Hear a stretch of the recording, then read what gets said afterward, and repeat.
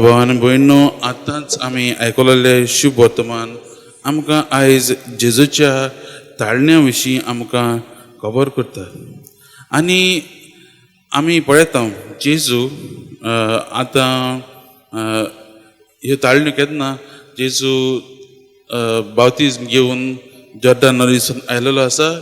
आनी आत्म्या काल तो आत्म्याच्या मार्गदर्शना काल तो ह्या हरण्यांत येता आपली आपल्या बापाशी तो वेट सारूंक आनी थंयच आपणे संबंद गोट करूंक ह्या आपलें पयलें कार्य जो तो सुरू करचो आसलो तेंच करचे पयलीं तो वेट सारूंक वेता.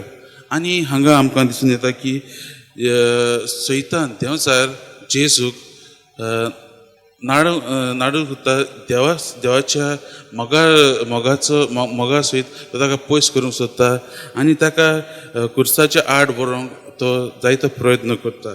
आनी आमी आयज पळयता ही तिनूय ताळण्यो ज्यो जेजूक सैतानान घातल्यो त्यो तो सैतान जेजूचे जैत व्हरूंक पावूंक ना.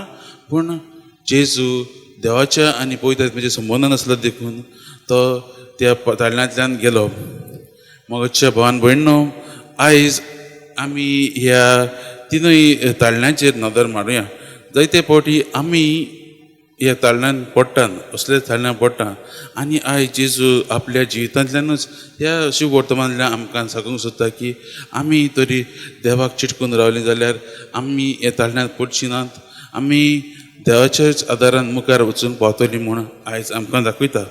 आनी हो देंवचारूय आमकां केन्नाच खंयचेच वेळार कितलेच भाशेन तो आमकां ताळयेन घालूंक सोदता. आमी हे ताळण्यांचेर नदर मारत जाल्यार पयली ताळणी आसा अशी: तूं देवाचो पूत जाल्यार ह्या फातराक उंडो जावंक आज्ञा कर. मोगाच्या भावान भयणो, ही जावन आसा ताळणी कसली?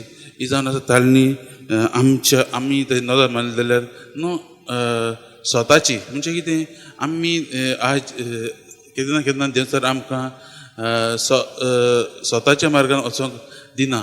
तो आमकां फटिंगपणाच्या मार्गान वचोंक सोदता. म्हणजे कितें, आमी केन्ना आमच्या संवसारांत आसतना आमकां कितें जाय जाल्यार आमी तें सारके मार्गान वचोन तें घेवंक जाय अशें म्हूण न्हय, पूण जाता ते भाशेन आमी फटिंगपणान म्हणजे कोणाक नागोवन कोणाक वायट करून तें कितें जाय तें आपणाक ओडून घेवंक. तशेंच तेच भाशेन आयज देंवचार जेजू तेंच करता. हे फातर आसा न्हू, तुका पदवी आसा न्हू, ते फातर आहाय ते तुका बूक लावलेले आसा ते मुंड्या करून उडय. म्हणजे कितें, तुजो जी पदवी आसा ती वायट कारणाक तूं उजार कर. तुका कितें दिल्लें आसा देवान, तुका कितें ताल्यांत दिल्लें आसता, तुका कसले जायते गिफ्ट दिल्ले आसा ते तूं वायट एका परिणामाक उजार कर आनी ते ताच्यान तूं सगळें घेवन घे. आनी हीच मोगाच्या भावान भयणो ताळणी आमच्या जिवितांत जायते फावटी येता. आमकां देवान दिल्ली देणी, आमकां देवान दिल्ले जायते गूण आमी वायटाक उजार करता आनी हेच भाशेन आमकां देवाच्या ताळण्यांत घालता आनी आमी त्याच भाशेन पातकांत पडटा. आमी जेजू भाशेन म्हणूंक शकतात काय, मनीस उंड्यास वरवीं न्हय पूण जेजू देवाच्या दर एक उतरा वरवीं येता हें म्हणूंक शकतात काय. आमी होच नियाळ करुया. दुसरी ताळणी म्हणल्यार मोगाच्या भावान भयणो,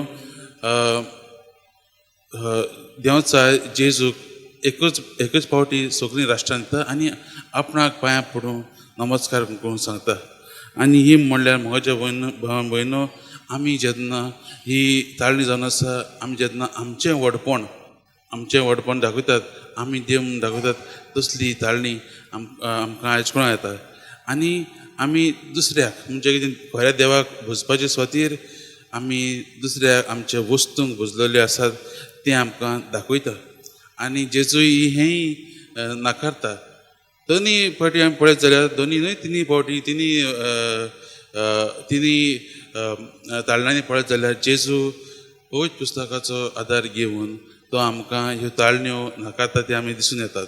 पवित्र पुस्तकूच तो म्हणून ताची म्हणण्यो म्हणूनच तो ही नाकारता देंवचाराची ताळणी. आनी मोगाच्या भावान भयणो, आनी तिसरी ताळणी देंवचाराची घालता न्हू, ती तो पवित्र पुस्तकांतलेंच घेवन तो घालता. तो जेजूक जेरुसलेमच्या उंच व्हरता आनी ताका थंयसून उडी मारूंक सांगता. आनी तेन्ना देंवचार जेजूक ही ताळणी घालता की ही स्तोत्र 9 आणि 1 ह्या स्तोत्रांतली तो ती उतरां उलोवन म्हणटा तुवें जर उडी मारली जाल्यार देवाचे दूत येवन तुका धरतले ते तुज्या पांयां सकयल आडूंक दिवचे नात आनी तुका अशें करतले म्हूण तो ताका घालता. आनी जेजू खऱ्यांनीच म्हणटा आमी देवाक देवाची केन्नाच परिक्षा घेवना हे म्हणून ताका जबाब दिता. मोगाच्या भावान भयणो, आमकां आमच्या जिवितांत जायत्यो ताळण्यो येतल्योच. आमच्या जिवितांत हो जो मार्ग आमी चलतात, ही जी यात्रा आमी बरवर्षाची यात्रा आमी करतात ती येतलीच. पूण जायते फावटी कितें जाता, आमी देंवचाराच्या ताळण्यान पडले म्हणटकीर आमी चतूर रावनात. आज जेजू आमकां हे ताळण्या वरवीं आमकां चतूर रावंक आपयता.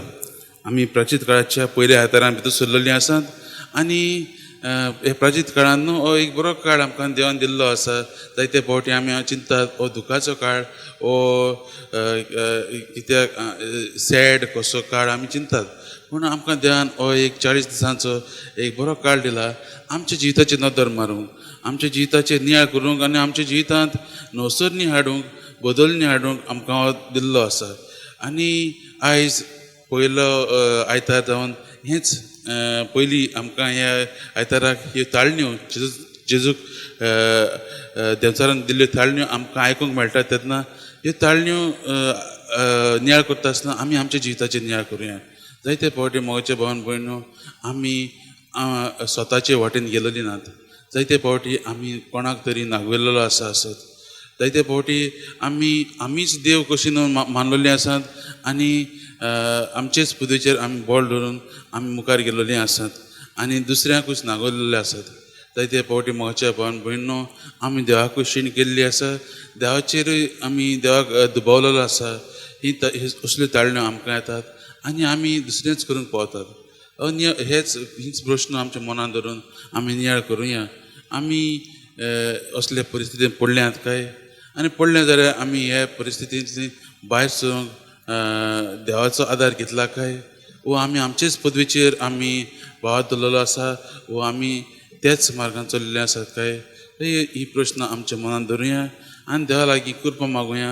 आमकां तें बळ आनी शक्ती दी म्हूण जसो जेजू अरण्यात आसतना देवा लागीं संबंद नासलो, तोच संबंद आमी घडोवन हाडूंक देवा मदें घडोवन हाडूंक आनी देवाचेच बळान आमच्या जिवितांत जेन्ना ते त्रास येतात, ताळण्यो येतात, त्यो फुडो करूंक आमकां बळ आनी शक्ती आमी मागुया. तर हेंच जावन दी आमचें प्रार्थन, हेच आनी ही जावन दी आमची कृपा देवा लागीं आमी मागतात ती आयच्या दिसाक.